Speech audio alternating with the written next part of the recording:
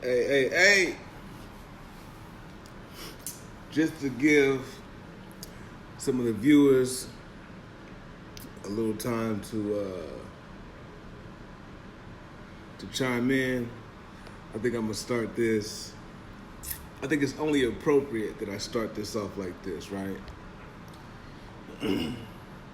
I'm a rider for Christ, and I'ma let it be known. And since I changed my ways, I crossed the street and I was sown. My spirit strong, I've grown. And it's God I call on, don't have to use no phone because he dwells on my throne. And being a soldier of God. In this world it ain't easy, but it ain't hard, my brother. Just maintain focus for cheesy. Put him first in your life and everything that you do, and let him know that you love him by representing him too. He see you through your troubles, trials and tribulations. He also know what you're facing. He never goes on vacation because 24/7, 365, he watches over my life. He never closes his eyes. So how can I be scared? And who should I fear? When I'm on the side of the street and under his love and care. You over there, I see. But as you feeling me, you need to make up your mind. It's time to cross the street. You need to cross the street and come to the other side. Over there you reap death, but over here eternal life. Blessings and cursing. You can't straddle the street. It's either one or the other. So won't you come with me? Cross the street. Yeah. I just had to, like I said, I was trying to kill some time, get some time for people to sign in. Log on, tune in. But I used to be a gospel rapper. Imagine that. Imagine I went from one extreme to another. I know it's crazy even when I think about my life and I think about everything that's transpired up to now. That's who I was. I was more, just to give y'all a preface, as far as where I was, as far as Christianity stood, right? I was more than your average Christian. I did more than go to church on Sunday and Wednesdays. I pretty much lived the gospel every day of my life. I had a homeless ministry, cleaned homeless encampments, did toy drives for the kids every year. Went to juvenile hall to speak to the kids, went into prisons to speak to the adults, helped families that lost children from violence, raise money to bury their children. What else we do? Help victims after fire. I mean, we pretty much was a ministry. I don't know, some of y'all heard of it. It was called Operation Thugs. Thugs was an acronym that standed for the Harvest Youth and Gathering Souls. And it was based on Matthew 9:37, which states, the harvest is great, but the laborers are few. And we considered ourselves in Operation Thugs one of those few. So every day, I sacrificed and labored and gave myself away like I was instructed to. You know, in Christianity, the theme is giving yourself away. You know what I mean? Putting yourself last and putting other people first. And so that's what I did. And I did that so much that I even neglected my own family. You know what I'm saying? I was at my church, which was, at the time, had 3-4 services. So at some point, sometimes I would be there every service. And anytime they called me, I came running. You know what I'm saying? I was dedicated. I was loyal. I was in front of liquor stores, giving out Bibles and tracts and telling people that Jesus loves them. You know what I'm saying? While they're walking out the store with a Hennessy bottle in their hand. You know what I'm saying? We went into the alleyways, at 9, 10, 30 at night, 11 at night, just sharing the gospel. So I'm not sharing all this with you guys to brag on myself. This is not what this live video feed is about. I just want to let y'all know that that I was rooted in the Word. I wasn't someone, I knew the Bible very well. I still know the Bible very well. Been through several certificate programs, Bible studies. Probably read the Bible in its entirety about 5 times. I used to say the day I got saved was March 4th of 1999. And March 4th is the day that I went to prison to do a little over 5 years. You know what I'm saying? So that day, I did what I thought and gave my life to Christ in the cell. And, I was dedicated. I'm going to turn my life around. I'm going to get out, help these youngsters. I lived all my life in the streets, man. Since the age of 12, I've been in the system, in and out of the system, group homes, boys' ranches, just you name it. You know what I mean? Broken home. Father left the house when I was 12. I'm the oldest of 5 children, now 4, because my sister passed away just recently on September 2nd. Rest in peace, Chanel. I love you. But I'm just kind of breaking it down, who I am, especially for y'all don't know me. Some people that don't know me, they see my Facebook page, they see my posts, they be like, man, what's wrong with this dude? He's evil, he's Satan, he's Antichrist. Why is he mad at the church? Why is he mad at Christians? Yada, yada, yada, yada. So when I say all this, and the things I post, I mean, to be honest with you, I would have probably rebuked me in the name of Jesus probably 2 years ago. But as you see, I'm not at that place now. So we are here. I went outside because my son took my dogs for a walk. When they come in, they start acting all crazy, barking and stuff. So let me give them a treat real quick, and then we'll continue on. Hold on, y'all. Come here. Come on. Debo. Thank y'all for being patient. Debo, come on. You want one? Look at my little doggy. Hold on, let me show you. His name is Debo. Debo, say what's up to him. Here you go. You ain't gonna say hi? Anyway, here. Anyway, so yeah. So that's where we at. So, oh my goodness. Here you go, boy. It's for you. So, okay. Let me sit down, get situated, and talk to my people, man. Talk to my people. So, I really thank y'all for tuning in tonight, man. And I've been asked so many times, man, why you leave Christianity? What happened? And it's not a one-word answer. I can't just say, oh, I woke up one day and I realized Jesus wasn't real. I can't say that. So what I'm going to do, I'm going to break it down. I'm going to try to be fast, but I'm going to be real transparent with y'all and keep it totally 100. You know what I'm saying? So I just kind of broke it down, my past history and whatnot. So as I said, I was running. At one point, let me see, what year am I going to start? So I get out of prison, and so I went to prison, basically. Let me speed y'all up. I went to prison in 1999. I caught a case in the summer of 1996. I fought that case for almost 3 years. Some cat got shot. I didn't shoot him. You know what I mean? I was a shooter, used to shoot, had guns and all that. But on this particular night, I didn't shoot because my gun had got taken, I think, either the night before or 2 nights before. I had a 357 Python that got took by the police because my boy was driving drunk. And anyway, so fighting the case, I'm facing 29 years.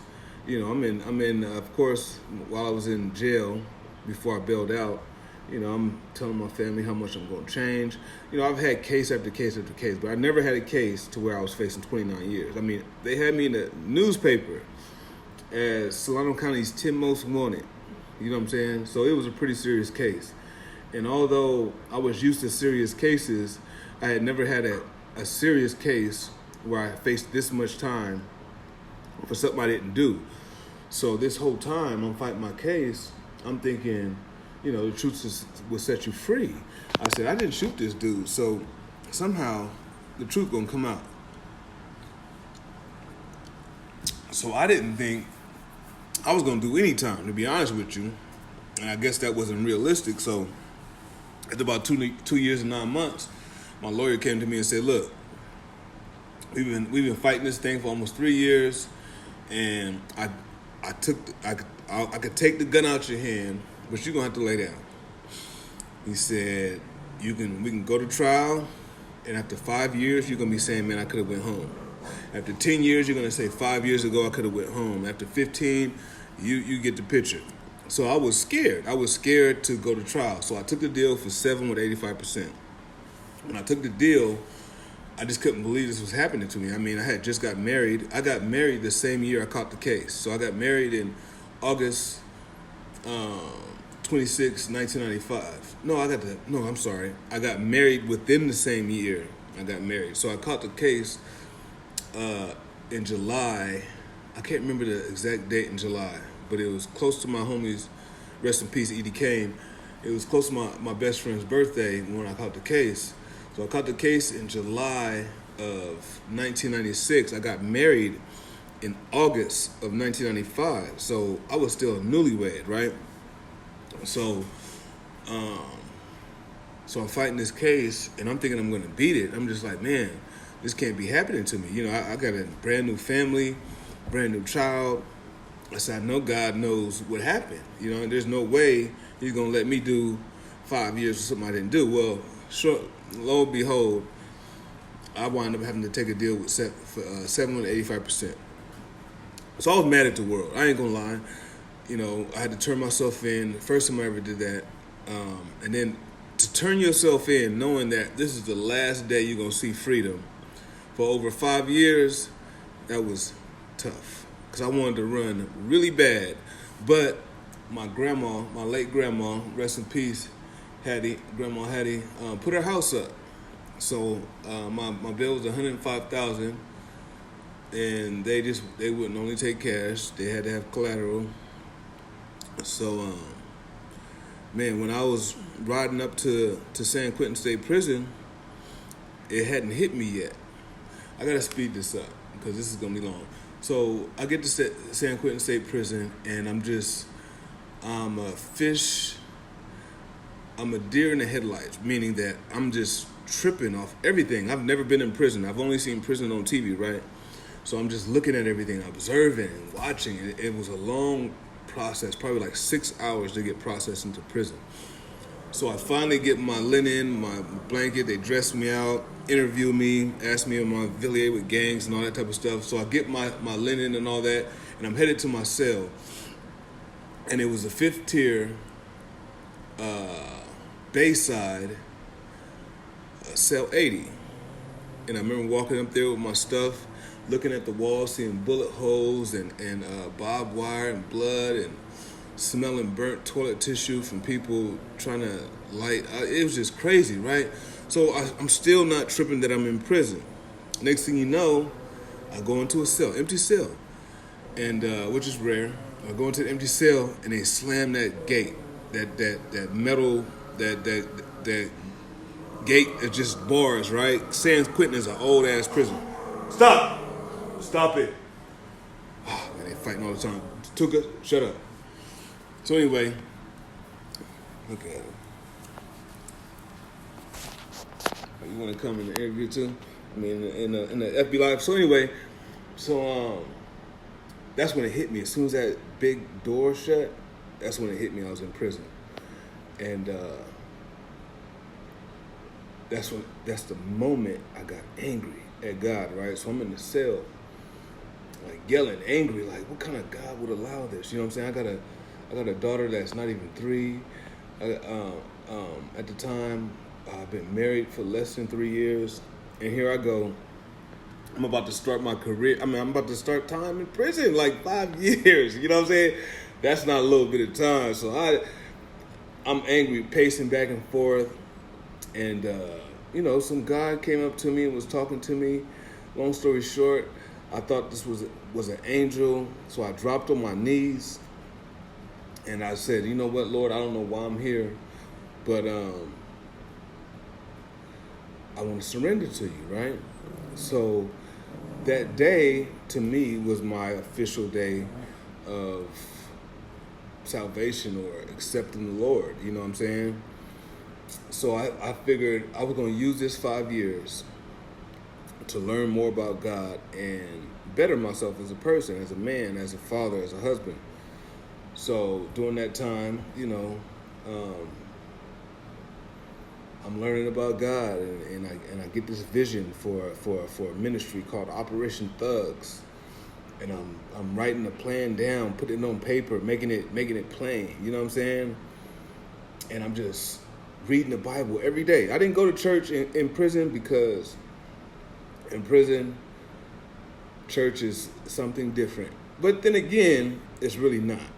Now that I've been exposed to church and behind the scenes, but church in prison is a place where they go, it's a neutral place. So there's different buildings in prison.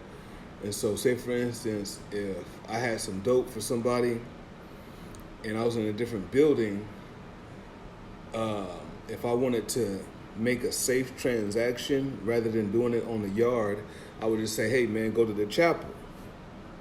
And so a lot of stuff going on in the chapel. So long story short, I didn't go to the chapel. All my learning came from fellowshipping with the fellow inmates in there, and me reading the Bible. So I read the Bible probably, when I was in prison, I probably read it about 3 or 4 times in its entirety. I don't know how many Bible programs I've been through, graduated. I probably got a stack of probably like 20 certificates, finishing different Bible courses while I was in prison. So I learned a lot while I was in prison. I get out, now I'm hungry. I got out paroled in June 9th of 2004.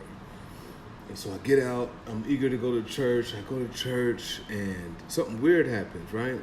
So I go to my old church and we go to church on Sunday. This is my first Sunday home.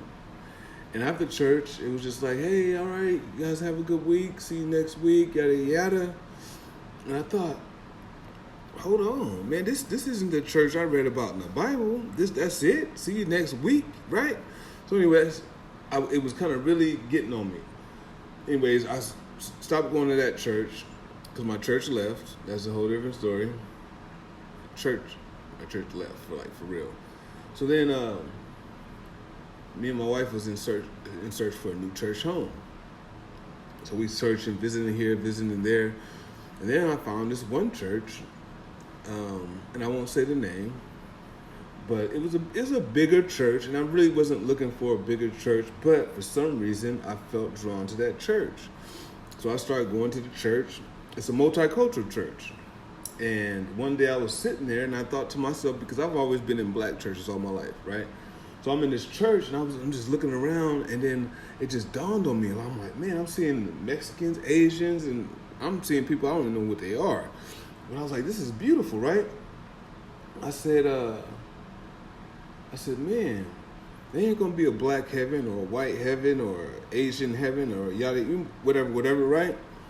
So I said, man, this is what it's supposed to be like. We're supposed to be worshiping together. So anyway, I approached the pastor of this big church, right, and gave him my vision about a ministry, Operation Thugs, and I delivered it to him, put everything to him, right? And the dude ignored me, right? Ignored me.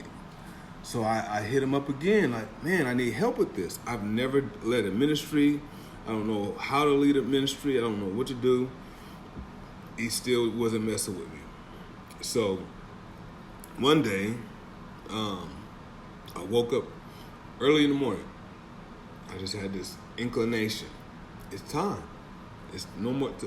Because I ain't gonna lie. I'm gonna keep it 100 with y'all. When I first came home, I left a thug. My nickname was Endo, right? So I left a thug, and that's all people remember me as, is a thug, a street cat, young Endo. You know what I'm saying? Bald-headed gorilla. So being that I was in a situation to where somebody else put me in, basically lied on me to get the time, people thought I was gonna come home because of my reputation and want revenge, which I contemplated it, especially the first 2-3 years. But downhill, when I was on the downhill side of the 5 years, I figured, I wasn't gonna mess with this cat. You know what I'm saying? So I didn't come home in that mindset like, I'm gonna get revenge. Now I'm home because otherwise I'm gonna be right back where I started. So I let it go. And so anyways, when I came home, because I was a thug cat, I was kind of a little apprehensive about sharing Jesus. Like, man, what is these cats gonna laugh at me? Is they gonna be like, man, get up out of here with that Jesus stuff, right? So I get up out there, man, and they loved us. You know what I'm saying? Because they loved us, one, because of the name of the ministry, Operation Thugs. It was just so appealing. Two, they loved us because I'm from here. And so cats is seeing me like, wait a minute, that's the big homie. That's my boy. That's Endo. That's, you know what I'm saying? So already in the hood, without even having to show my resume, they know who I am. So they accepted me for what I was doing. And so after that night, we went out evangelizing. I was juiced, like, man, this is what I'm supposed to do. We gonna do this thing, right? So the churches didn't really, not all of them, a lot of the churches would mess with me because of the name of the ministry, you know what I'm saying? And they just didn't like thugs. A lot of cats told me, man, that's too street, it's too worldly, why isn't ministry attached to it? So we did it ourselves, man. We started this, me and my boy Ryan J. Garrett, another cat that was in the pen, another cat by the name of Michael McKinnon. He was another ex-felon. So it was basically, in the beginning, it was 3 ex-felons that were starting a ministry based on the vision that I was given in prison. And we just decided we was going to do it. And over time, it just multiplied. And next thing you know, it's like, at one point, we was in an apartment passing out tracts and evangelizing. And somebody said, hey, what church y'all from? And all of a sudden, people just started spouting off names of different churches, right? It was so many of us. And I was like, man, this is a body movie. Do you see what's going on right here? Like, this don't happen. Like, usually when churches do ministries, they're real clicky and territorial. When they do stuff, they normally don't collaborate with other churches. And I found out because they want the credit. If they're going to get any kind of footage, newspaper, whatever, they want the credit for, hey, our church did this, our church did that, not the body, not we did it. They want the credit for, so there wasn't a lot of collaborations with churches. And so that's something that was fresh from what I'm getting, because I didn't grow up in church like that. And these cats are telling me, man, this is different. This is a whole bunch of people that believe in God, believe in Jesus, just coming together based on, putting the denominations aside, the race, all that, just coming together to do goodwill, right? So that's what it was.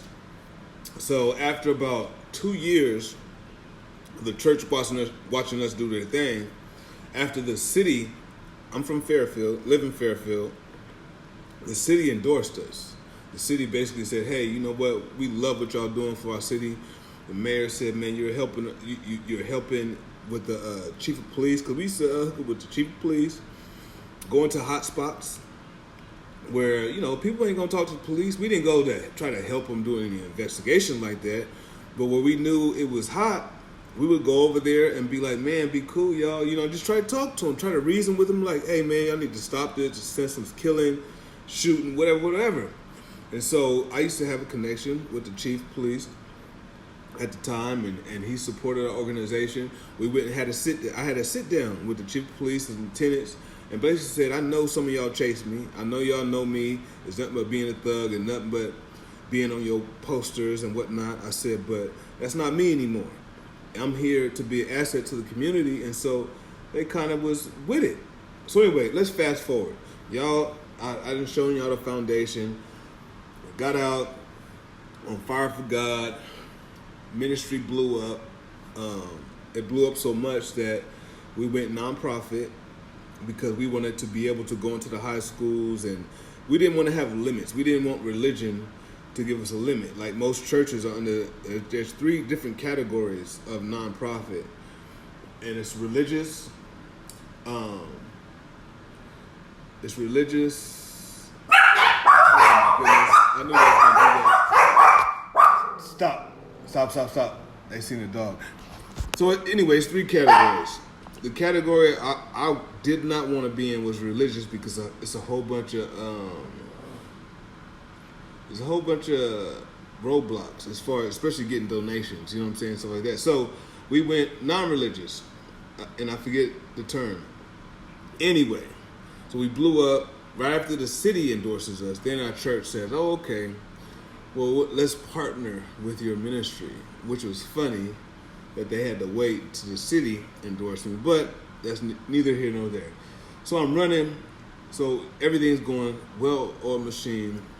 Now I have a board, we're meeting, we're an official 501c3 nonprofit organization.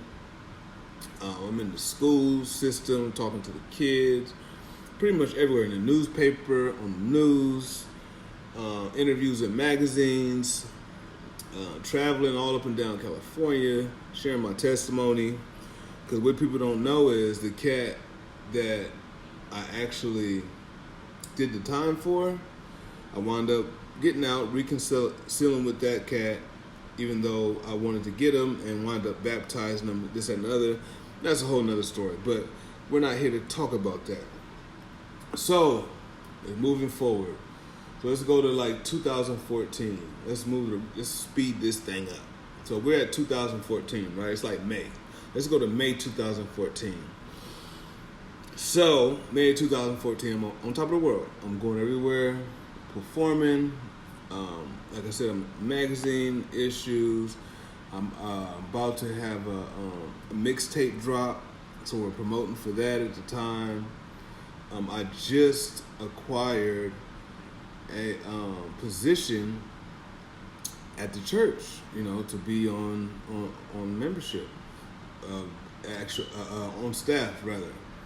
So everything's going good, right? Everything's going good except for my family, because I'm super gone all the time. So I'm an ironworker by trade, right? I'm a foreman, so I do a lot of traveling for work. So I work full time. At the time, I was a student, so I'm going to school. As well as going to school, I'm doing the ministry, and so basically, with all that put together, I didn't have no time for my family. So I'm going to church, showing up for several different services. They know I'm married and everything, and not one time, when I look back in retrospect, not one time. My wife was going to church with me for a minute, and then she kind of started resenting church because the church became another woman. So my wife didn't come to church with me for like a year, right? And before all this happened, before everything changed. And not one time did they say, "Hey man, how's your family doing? How's your wife? How's your kids?" It was like, as long as I was there in my position, ready to serve, that's all they cared about. They not one time asked about any of my family. But I didn't look at it like that at the time. I'm just doing my job. You know what I'm saying? Being an evangelist, being the head of the outreach ministries at my church. So it was good. Everything was good. So it come a time to where, I am so out there that I begin to lose myself. I begin to lose the focus of why I was doing this. And so, like I said, I was going to be real transparent with y'all. So I'm losing focus of the reason why I'm doing with this. And because all the attention, all the praise, all the adoration begin to go to my head. So now I'm feeling like I'm the man. And I'll admit it to y'all. So now I'm just out there and I'm doing my thing, and next thing you know, I get lost. Well, not lost. Next thing you know, I make a mistake that's detrimental to my family, to my church, and to just being a leader. You know what I'm saying? And so my church figured they had to trick me. They had to trick me to get me to come into the office. So my boss at the time tells me she wanted to talk about an event that I was putting together. So I get my stuff together, get my laptop, and I head to the office. I get to the office, right, for an event, and man, every pastor of that church was in the office. And I think we had at the time probably like 7 pastors. So I walk in there, I'm just like, whoa, like, okay, we ain't talking about an event. So I sit down, and they kind of just telling me, like, dude, you know what, you out of pocket, it's time for you to sit down. So they sat me down, and then my ministry, or my organization, it's not a ministry anymore, it's an official organization. They get at me, you know, because at the current time when all this went down, I'm the president of the organization, the face of the organization, of course.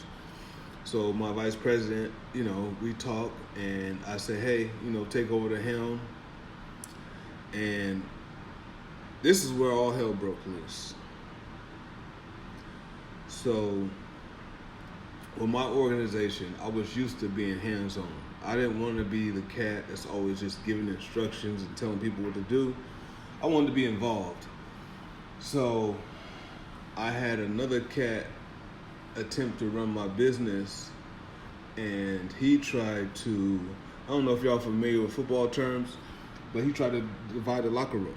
He basically telling people to unfriend me, don't do this, don't do, like he was just trying to take my ministry, take my organization, right?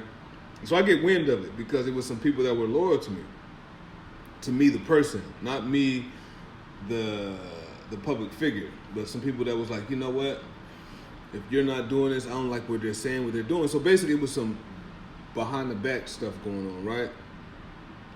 So I sit down, and I'm going through a lot now, right? Basically what happened is I was running so much in the streets. I was so gone from my family. Like I said, I gave the world my best and gave my family what was left. And so I neglected my wife, I neglected my daughter, I neglected my family because I thought I was doing God's will. And not one time did somebody pull me to the side and say, hold on. So my wife was pretty much fed up. And at that point, because my wife wound up showing up to the meeting, and it was kind of like a Maury Povich type of thing. So I'm sitting here talking to everyone, all the pastors, feeling super low, pointing their fingers at me. And next thing you know, I hear one of the pastors say, she's here. I'm like, she? Who's she? Right?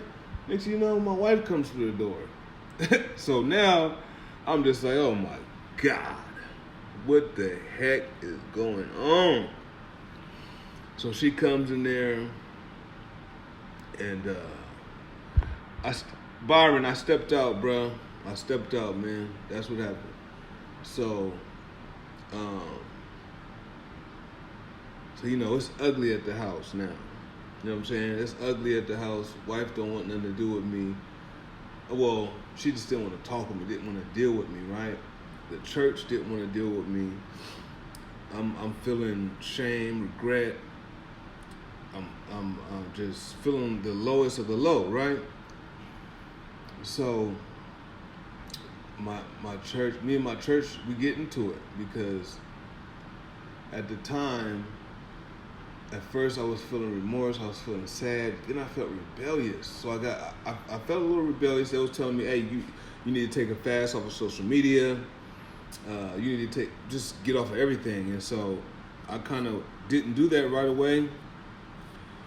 And next thing you know, man, these cats is giving me another church to go to for marriage counseling.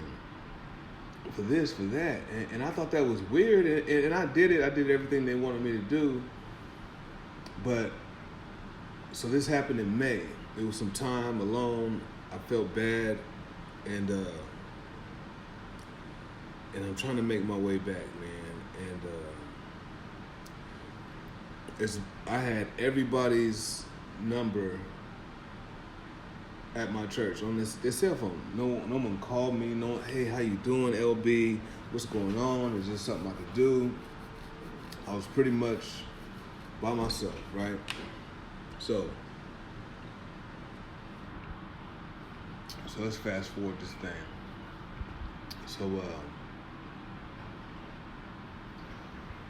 So I'm sitting here, self-pity, doubt, this, that, and the other, just missing my church family. So after about, I want to say, okay, let me pause. So this happened, right? And then my daughter winds up getting attacked. So my daughter winds up getting attacked, and it was a big deal when my daughter got attacked. Because I'm a public figure. I was had a lot of connections and this, that, and the other. So when my daughter got attacked, like literally got attacked by some female basketball players from this college she was going to. And I'm not gonna get into that. It's a long story, but she got attacked, and we went through that. And due to everything that's happened, right after that, I wound up getting into a car accident. Nearly killed myself. And, as I said, be transparent, keep it 100. I was drinking. I was feeling sorry for myself. I think I even fell into a depression. And I was just trying to drink my sorrows away.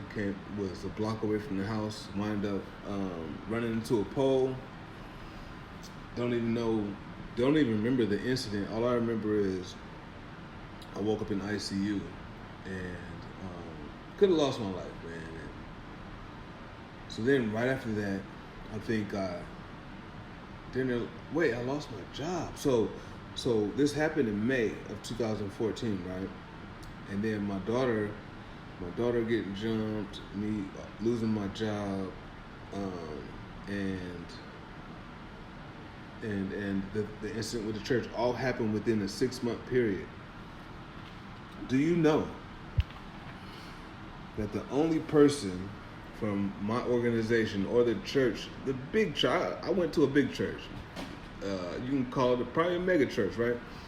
But do you know, after being in ICU and my wife notified everybody, my daughter getting jumped, that was everywhere. That was on the news. That went national. So everybody knew about it. It was a newspaper, on the news, everything. I blew it up because I just had access and I had people that knew people. So, but nobody checked on me. Nobody did nothing, right? So, even after all of this, right?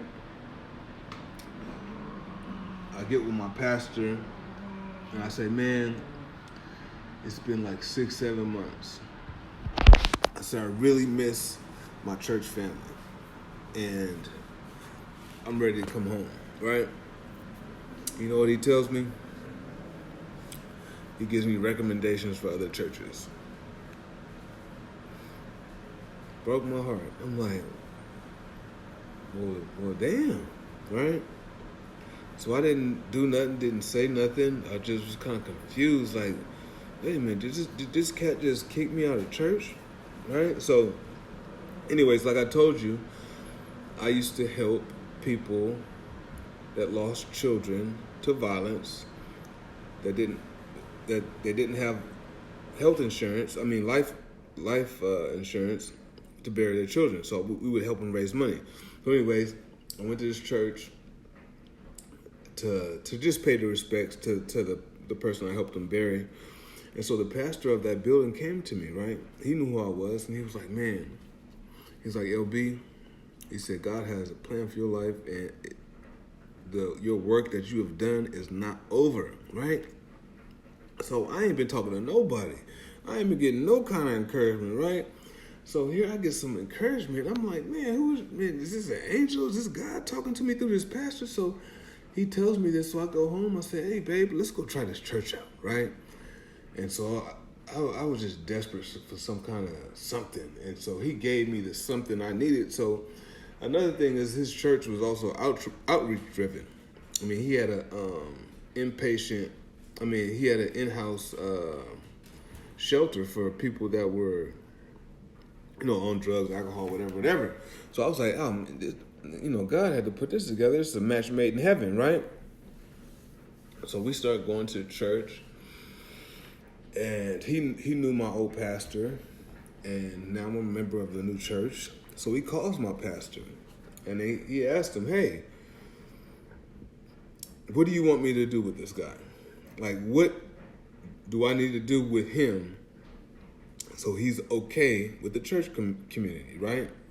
So basically, he was asking him, what did I need to do to satisfy being what's the term they use, church folk use, to be restored, right? So he gives them this A, B, C, D, and I do it. I do everything. He said, hey, you're all good. You're restored. Yada, yada, yada. Calls my other pastor. He's done everything. He's restored. We're all good, right? So my first thing I think, right, is let's throw a concert. Let's relaunch Operation Thugs. I want to let the world know I'm back, right? And so I asked my pastor. He said, oh, sure, you know what I'm saying? What day you want, this, that, another? But I'm sitting at home. I'm like, man, I'm not ready for this. I'm restored, but I'm not ready to be on the stage. I'm not ready I'm not ready for all that attention. So I canceled it. I said, I'm not ready for that yet. I know I'm restored, but it's not the time. So they needed help on the church's ministry as far as media. So I said, that's some background stuff. I could do that. So I took on that. So I'm there. We going to church. My wife loved the church. Kids really wasn't feeling it because it's older people. The other church I had, it had a section of young kids and this, that, and other. So me and the wifey was feeling it. However, so after about a year, so this is about a year and a half since the incident happened, right? So my church is involved in throwing a event in a neighborhood where I used to sell dope in, right? So I'm like, oh my goodness, this is gonna be beautiful. It's gonna be a beautiful way for me to break back in the scene, be like, hey, I'm back, y'all. It's all good. So people got wind. Like, people found out so quick that I was coming to that event, right? And so somebody told my new pastor that if LB shows up, we're leaving. So I'm like, are you serious? So, oh man. I think this is going to be interrupted because somebody's trying to call me. I should have put it on. Sorry, y'all. That was wifey. Anyway, where was I at? So this event is coming up, right? Yeah, Rosa, you remember. So the event came, right? And my pastor told me that somebody said they was going to leave, right? So I'm like, what? No way, right? So I'm thinking he's going to say, whatever with them, that's them. We're doing this. You're restored. You know what he told me? And I love this pastor too, so it's no shade toward him, but I ain't gonna lie when I tell you this.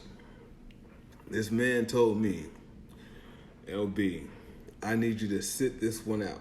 But next time, they're just gonna have to deal with it. Do you know, I got off the phone, and I literally, cried. I cried, y'all. I just gotta be honest with y'all. I really cried. I thought to myself, I've been gone out of the scene for a year and a half, right? Gone. And after a year and a half of being gone, nobody's heard from me, nothing, right? I'm thinking, it's all good. They're gonna welcome me with open arms. These are Christians. They love people, right? So I was wrong. They didn't love me. Matter of fact, they didn't want me nowhere a part of them. And so when my pastor told me that, it changed, not really how I viewed him, but it just changed, like, you know what? I don't know if this is for me, man. You know what? I'm giving this a second shot, and I don't know if this is for me. So I remember I just decided to stop going to church, right? And it was toward the end of the year, I believe in 2015? It was nearing Christmas season. I want to say 2015, but that's too soon. So it had to be 2016. So it's nearing Christmas season, 2016. And here we got my 5th annual Operation Thugs Toy Drive. The Operation Thugs Toy Drive, probably the biggest event I did, right? This Operation Thugs, just to let y'all know, I'm tooting the horn for Operation Thugs. Operation Thugs changed the landscape of how to do ministry where I live. You know what I'm saying? It was no handing out. We changed the game. And I'm gonna give you another little nugget. That little toy drive that we started is still going on to this day. I'm not involved with it, but the guy that's doing it now, you know, he kind of, I don't know if he's looking. Y'all could tell him I don't care. But he kind of was like, no, let me take that back. He was an opportunist. So I asked him to watch over that event. Not my ministry, but that event, the toy drive. The toy drive was something we built from the ground up. You know what I'm saying? We started out with vehicles that we, in the morning, let me sidebar real quick. So the toy drive was basically this. So every year we would go to the hood and basically pass out random toys to people in the hood, poor neighborhoods. We would also do what we called a house call. A house call is basically before Christmas, we would put out a blast saying, hey, do you know anybody that's struggling? We'll come and help. We'll nominate them, and we'll go surprise them with gifts on Christmas Day. So we went to families' homes who didn't have money, who was going through hard times.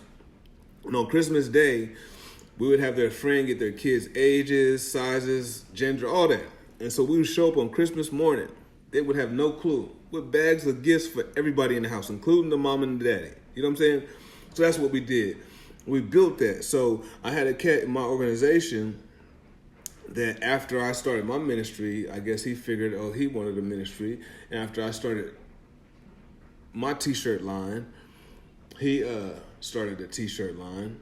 And it's all good, you know what I'm saying? But so when I had to lay down, I said, hey, man, just take care of this for me. You know what I'm saying? I got to lay down. And he said that he would do it. I said, man, keep it like we built it. You know what I'm saying? There's no church that could put their name on this. We built this, right? So he told me he's going to take care of it. Next thing I know, I see it advertised with his ministry's name on it. You know what I'm saying? Like, what? Really? So, opportunist. So anyway, I just wanted to drop that off to y'all. So anyway, so here we go. It's nearing Christmas time. This is 2016. And I'm like, I'm restored. I'm ready to get back out there. So I'm about to get back out there. So all the churches know that I'm back. So now they're like, well, hold on. We got this other cat, this opportunist. I'm not going to say no names. Some of y'all know. He's doing a toy drive. And now you're talking about you're doing a toy drive. Who are we going to give the toys to? I was like, what do you mean? I started this. We started it. This isn't his. Y'all know.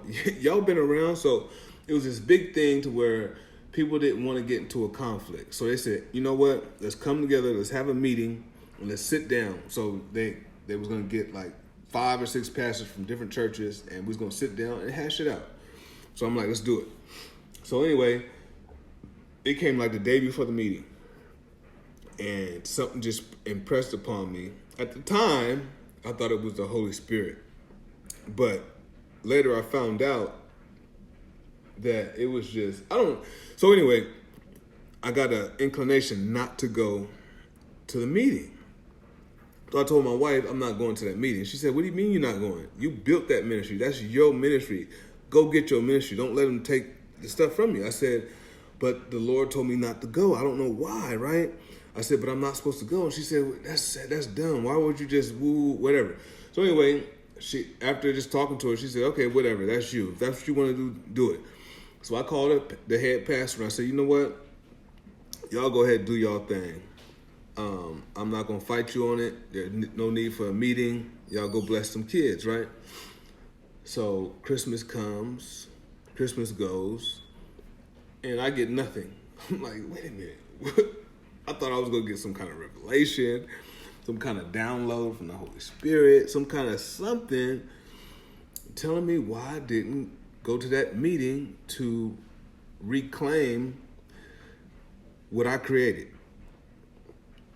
So time goes past. And so this is like January of 2017, I believe, right? No. Maybe. So anyway, something presses upon me again. Research Christmas. And I was like, Christmas? So I did. So I started researching Christmas. I'm not even going to go into that. All I will tell you is that when I started researching Christmas and what it had to do with Jesus and the gospel, it made me go further. I said, okay, obviously someone didn't tell me about this, so I'm going to go a little further and see what else I could find, right? So the more I started searching, the more I started digging, I'm just like, oh my God, this can't be true. So in the beginning, you know, because I grew a passion toward loving my people, right? So it's just it happened so on time that the Hebrew Israelites slid up on me, right? Slid up on me, telling me about the 12 tribes of Israel, telling me about, the white man changed everybody white, and we're the true people, and yada yada, this and the other. And I was feeling it, like, yes, I'm from the tribe of Judah. And so for some of y'all that used to follow me, y'all probably even remember me posting stuff about the tribe of Judah, posting stuff about the 12 tribes and who's part of those 12 tribes and this, that, and the other. I'm like, yeah, man, I'm in, yada, right? But you know what threw me off is these brothers was denying their own heritage, saying, you know what? They said, white people are devils and all of them are going to hell or whatever. It said the Orientals, they ain't in, and the Africans. I was like, what Africans? Bruh, you looked in the mirror lately, right? Oh, we ain't African, we're Hebrews. And I was like, Hebrews? I said, okay, but so anyway, long story short, I just couldn't get with the hateful message. I couldn't get with the being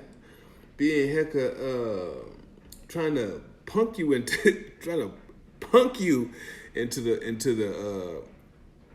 the faith. Like Hebrew Israelites, boy, they would try to scare you to submission, right? So I just couldn't get with it. I said, you know what, bro? I ain't messing with y'all. That no. So anyway, so I kind of shied away from the Hebrew Israelites and decided, you know what, keep digging. There's more to this. That can't be it. You left Christianity, and here you are about to get into another cult. Bruh, pump your brakes. And the reason I did that is because society has given us the inclination that we have to be something. So I remember it hit me one day when when I said, you know what, I'm thinking about leaving Christianity. And they said, well, if you do, what are you going to be? And I thought about that, like, what am I going to be? Why do I have to be something? I'm just going to be me. And it hit me right there. As soon as I said, I'm just going to be me. At that point in that time, that's when I made the declaration. I said, you know what? I'm not being part of any denomination. I'm not being part of any religion. I'm not being part of none of that stuff, right? So I keep searching. Then it comes to a point to where I'm like, man, 20 years in the Bible. Now I'm questioning myself like, is the devil messing with my head? Is God giving me up to a reprobate mind? I'm questioning my moves and my motives. Like, is this me doing this, or is the devil making me do this, right? So it was tough. I'm gonna tell y'all right now, leaving Christianity is not an easy thing. It isn't something that you just do. You will, I'm not saying you'll go into a depression, but you will have some sad times. And when I think about my family and friends, 95% of the people that I love, 95% of the people I call friends or associates believe in Jesus, or at least Christians. So when I'm contemplating on making this decision to leave, I'm like, man, dude, most of the people that you know are going to be looking at you like you crazy. You sure you want to do that? You know what I'm saying? And I was like, man, I don't know. I was like having a tug of war with myself. And imagine, at this point in my life, all I've known is Christians. So at this point, I don't have anybody I can call and say, hey, bro, what do you think about this feeling, how I'm feeling? You think I should do it? I didn't have nobody to turn to and say, man, I didn't have nobody that I could say, you know what, is Jesus really real? And they would look at me like, let's talk. Most of the people would look at me like, dude, what are you saying? Man, don't say that out loud. You know what I'm saying? So I spent a lot of times in this household by myself, contemplating on what to do. And then one day it just hit me, man. When I talk about all my life, when I was even in the streets, when I began this video, and I told y'all I lived my life in the streets. I've been in and out the institution since I was 12. When I look back at my life, every position I've been in, from the streets to school to the union, working, whatever, I've always been put in a position of leadership, right? So I said,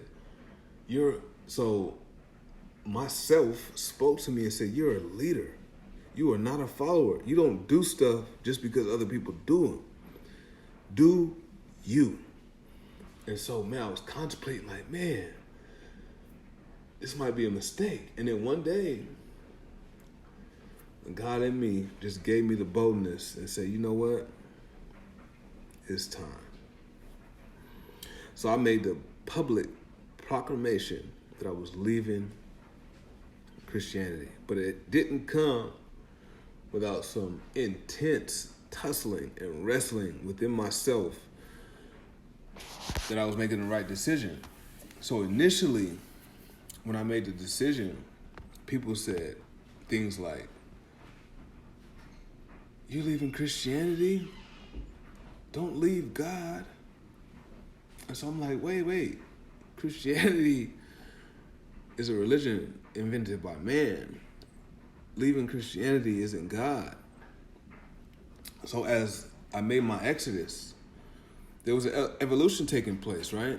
So I've decided and I found that Christianity was false and was something I didn't need to be leading. But as I'm moving and evolving and I'm researching and using common sense and logic and basing things on reality, the more I began to question things.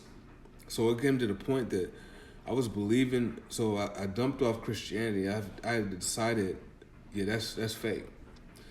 So I was still in the Bible, but then I realized after doing more research and running into my brother Kevin Wesley that the Bible wasn't even real. So I'm just like, wait, hold on, there's books missing. So I ordered the books. I ordered the Apocrypha. I wanted to see what was taken out of here. So as I'm studying and reading and researching, then I'm looking at hidden colors, and I'm just like, oh my God, what is going on here? You know what I'm saying? I'm just like, are you serious right now? So then I begin to think about things. I'm like, well, what's this God thing though? God. The perception that they sold us, because I was still hanging on to that, Like I didn't believe all this man-made stuff, but there's still a man up there that's got my back because he's been speaking to me. But it was the residue of 20 years of indoctrination that was still there, still present, still fighting to hang on and bring me back to the other side. Then I started thinking about, man, would a God do this? Would a God do that? Would a God do this? So then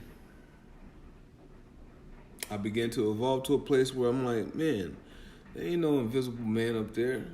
There ain't no heaven. There ain't no hell. They made all this shit up. But then I began to get a little more bold and a little more concrete in my stance as far as where I stood. And the more I spoke the things inside of me that I felt, the more liberated I felt. I was feeling. So, there's a thing they say in church or in the ministries that, there's freedom in Christ. And I've never experienced freedom the way I do now. The freedom in religion, freedom in Christ, that's an illusion of freedom. You know what I'm saying? I've never felt more free. I've never had more clarity than I do in my life right now. And so people will be like, well, man, what makes you think it's fake? What makes you think God isn't real? Because God was parting seas in the Bible. God was sending plagues. God was sending food from the air, making a woman out of a piece of bone, making snakes and donkeys talk, putting all the animals in the world into a boat that didn't sink, didn't leak. Man, I begin to think about these things. People getting shot in church. A baby being born and alive for 5 days and being taken. I started thinking about reality and the things that are here and are present right in our face. And I'm like, wait, hold on. I read about this God that did miraculous things. Where is he? I had a friend die of cancer. She had stage 4 cancer. And so I was going to train her. I was going to be her physical trainer. She got at me. She just wanted to start taking care of her health. I don't know if she found out something or what made her get at me and say, hey, I want you to start training me. So we were supposed to meet one Saturday. And she hits me and says, I can't meet you. I have to cancel. So I'm like, okay, it's all good. So then a week later, she hits me and she said, the reason I had to cancel because I had a doctor's appointment. I have stage 4 cancer. I'm like, oh my goodness. So we start researching and I start helping her, trying to find stuff, holistic health, this and other. She did a whole bunch of stuff. She flew to Arizona. We raised some money for her, like $10,000-$12,000. She went to Arizona, had some special treatment, came back, lost so much weight, man. And she would talk to me about God and Jesus and, saying, and this is after I done woke up, right? So she's talking to me about these things. I can't discourage a woman that's been given a death certificate, you know what I'm saying? So I'm like, how do I deal with this? I can't tell her Jesus isn't real. There's no heaven, no hell, baby. You ain't got nothing to worry about. So I just consoled her. I was just like, I'm here for you. So we would talk. And then one night, she called me crying. I didn't answer the phone, but she left a message. She said, oh, can you please come over here? There's another. Long story short, is my girl died in pain, begging Jesus to save her. He didn't save her. At the very least, you would think a loving God or loving Jesus would at least ease her pain, make her feel good before she go. She died, man, in pain. She died in pain. Every night she was in pain. And she begged God for her life. And she still died. You know what I'm saying? And, man, it hurt my feelings. it didn't hurt my feelings that she died. What hurt my feelings is that she believed that a God was going to save her. What hurt my feelings is that that she thought Jesus was going to save her. I had another friend, right? Had a baby. Got his wife conceived, his girl conceived. She carried a baby for I don't know however many months. This baby was born. Had complications. That baby lived for 5 days. And it was gone. So things like this, in this case, why would a good God allow a woman to even conceive only to let her carry a baby and then watch her watch her child die in the hospital? Why in the hell would a God do that, man? You know what I'm saying? So when I think about the Charleston 9, why would a good God just watch his children get gunned down in his house? And you have a whole chapter. Psalms 91. I know y'all Christian heads know it. You got a whole chapter on protection.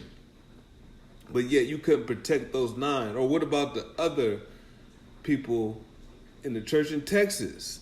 They got shot at. Or what about the kids in the schools?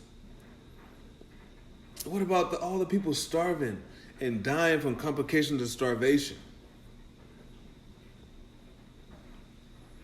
So I'm going to close with this. The story of Job. Somebody told me today they thought that I left Christianity because of the issues I was going through, the stuff I had going on in my life. They said that you can't worry about the ups and downs, the valleys and the hills. You can't worry about that stuff. Think of Job's life. And I told her, that was the last thing you should have said to me.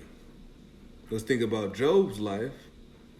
Because if I was Job, excuse my French, if I was Job, I would have said, God, you know what? Fuck you. And I know y'all probably saying, the reason why I say this, I love my family to death.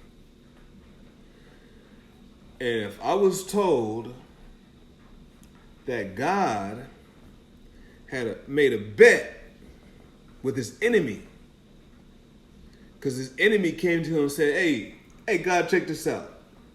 I bet you take Larry's blessings away from him, I bet you that he'll curse you, right? And so God says, yeah, right. Larry's blameless. He's upright. He will never curse me.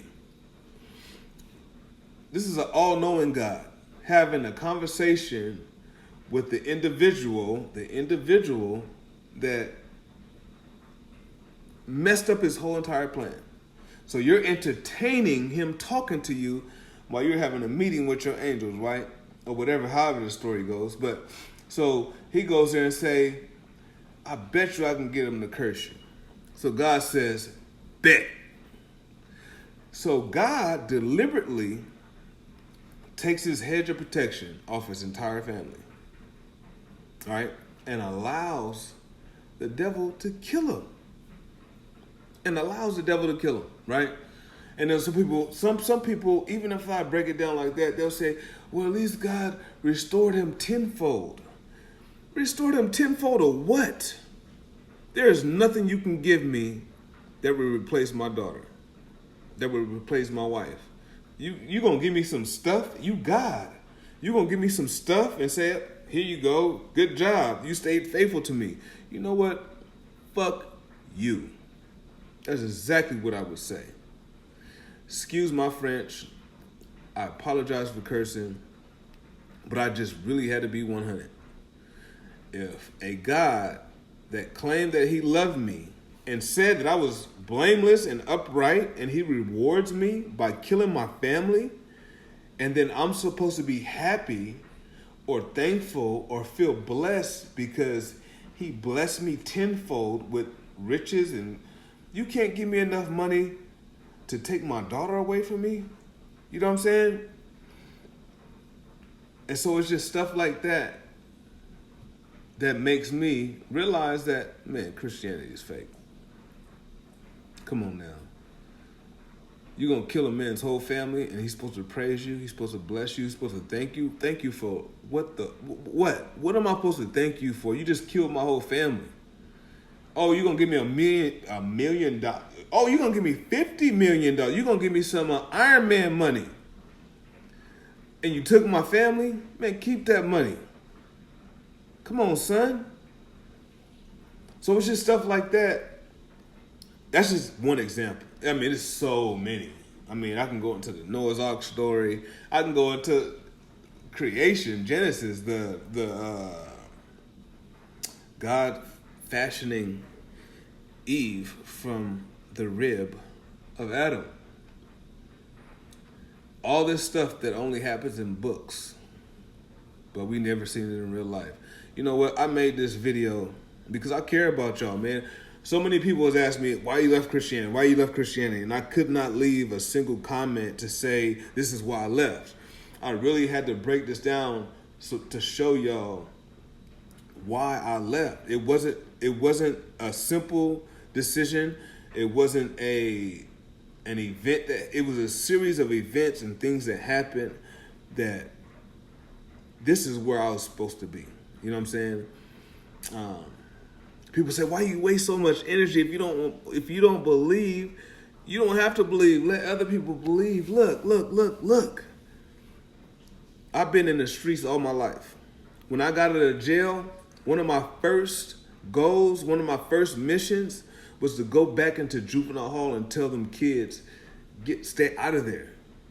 You know what I'm saying? I didn't have to do that. I could have just went on about my business, took care of my family. Those ain't my kids. Them kids in juvenile hall ain't my kids. But I ain't built like that. I said, man, let me go back because I contributed. I don't know if I literally contributed to some of them kids being in juvenile hall, but I introduced kids to powder cocaine. I showed them how to shoot, how to make crack, how to shoot guns.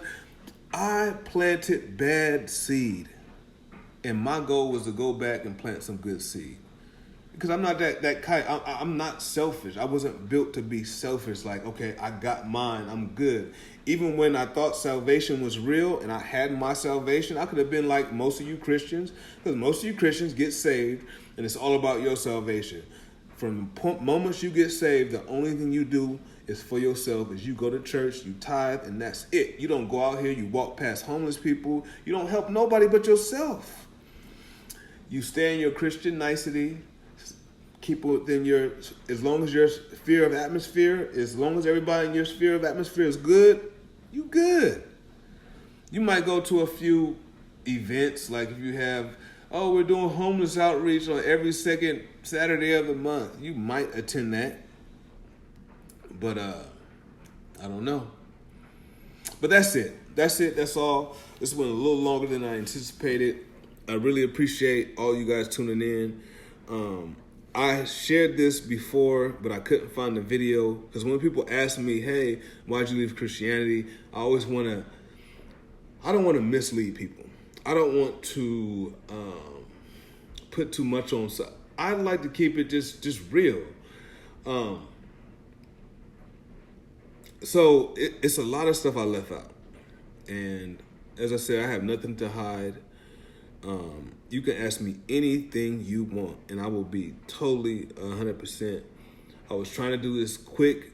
I didn't do it quick. So any questions you have to ask me, just leave it in the comment section, and I'll holler at you, or you can inbox me. It don't matter. But my thing is, I just want people to be free. When I left the streets, I didn't leave it and leave everybody hanging. I'm just not that kind. I have that Harriet Tubman spirit. You know what I'm saying? When Harriet Tubman helped slaves escape, she could have just escaped herself and just left everybody, but she helped people escape. That's me. I know where I was, and I'm just trying to help people break free. My goal, my number one goal is this: for you to think for yourself. Because if you think for yourself, the rest is going to come by itself. Trust me on that. So that's why I drop all these lugs. That's why I drop all these things. I'm trying to invoke thought. You know what I'm saying? Yeah, plant seeds, but most of the thing I want you to invoke thought, because when you believe something that someone else tells you, when you believe the Bible, you're believing in someone else's thoughts. That's somebody else's thoughts. So therefore, you don't have to think anymore. When it says, I can do, what is it? Philippians 4:13, it says, I can do all things through Christ who strengthens me. That was one of my favorite verses. I would share that all the time. But I never thought about the reality of that verse. Is it really valid? Can you do all things through Christ? And let's focus on the operative word. The operative word is all, not Christ. The operative word is all. Can you do all things through Christ? All means all, every day. Can you end world hunger?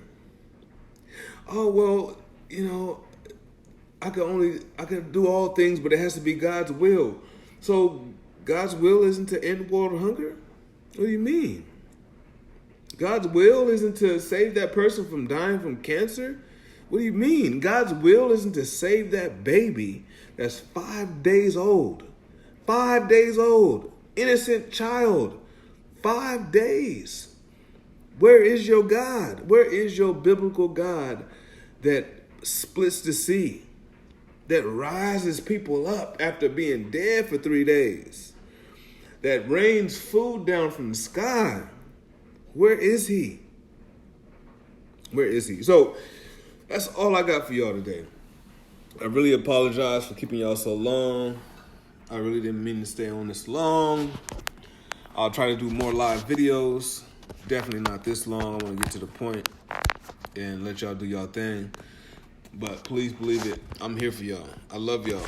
And I don't hate Christians. I don't hate anybody. I don't have anything towards anybody that believes. My thing is, I just want you to think for yourself. And after thinking for yourself, after thinking, I wonder if a snake really talks. After thinking for yourself, I wonder how would they get, see, the pretty stories always say the ark, Noah's ark, it always asks for 2 of every animal. But see, you guys really got to pay attention to the detail of your Bible. That is a lot of animals. 2 of every animal. But let's do it how the Bible says. The Bible says 2 of every unclean animal and 7 of every clean animal. So that brings up that boosts up the population of animals, insects, and reptiles, all within the same boat for a year with 8 people? You tell me with your critical mind if that's possible. Mind you, that if you could research this, they tried to replicate the Noah's Ark, right? So they put together, and we're in the 21st century, so they got all the best stuff, all the saws, whatever, right? They put this boat in the ocean, and do you know, I forget how many days it was, but instantly it started leaking, right? Instantly it started leaking. But I think it took, I want to say, I can't remember the days, but it was less than a week before that thing was almost sunk, because water leaks in. The more water leaks in, I mean, the technology we have and the things we know now, they didn't know then. So, and Noah wasn't a carpenter either, and he was hella old, like hundreds of years old. So he was a drunk, 100-year old, no carpentry experience, but he built this massive boat and just peaceably walked in the animals, even some of them that were their prey, and they just got along, defecated, urinated, ate, and for a whole year. You do know, Google, there's another flood story by the name of, I want to say Gilgamesh. Look it up.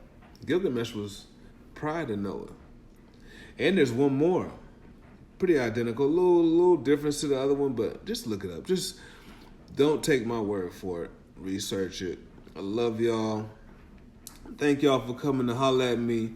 I left a little acapella rap at the beginning of the video. I just did that because I used to be a gospel rapper. And I wanted to give people time to come on. But if you missed this, go back to the beginning. I gave y'all a few bars. But you know what? Since we're here, let me leave y'all with this. And then I'm gone. This is one of the title songs of my ministry name, right? So it goes like this. Let me see if I can remember it. Operation Thugs, a real ministry. We ain't just talking about it, we're really in the streets. We're really on our knees. Praying I forgot it. Well, okay.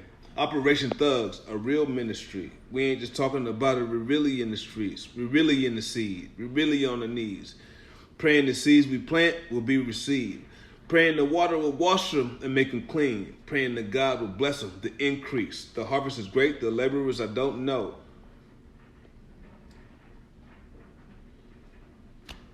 Man, what's going on in this industry? Gospel rappers claiming the industries, but it's offending me because y'all pretend to be studio rappers, microphone ministry.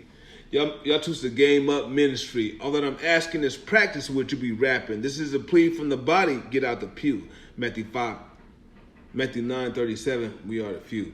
I don't know. It's been a long time since I rapped it. I was trying to be fresh and funky on my way out, but I screwed it up. Anyway, I love y'all. Hit me up. Break the spell. Shout out to Kevin Wesley. Shout out to Dr. Ray Hagan. Shout out to everybody that's trying to free people. Shout out to Miss Roots. Let's see who I'm missing, man. Man, shout out to everybody that's trying to free somebody, man. Liberation, man. We got to do this. I know I couldn't remember my song. I'm sorry, y'all. But it's been a while since I did some gospel rap. Got some videos, though, on YouTube if y'all interested. But, hey, break the spell. Holla at me. Gone.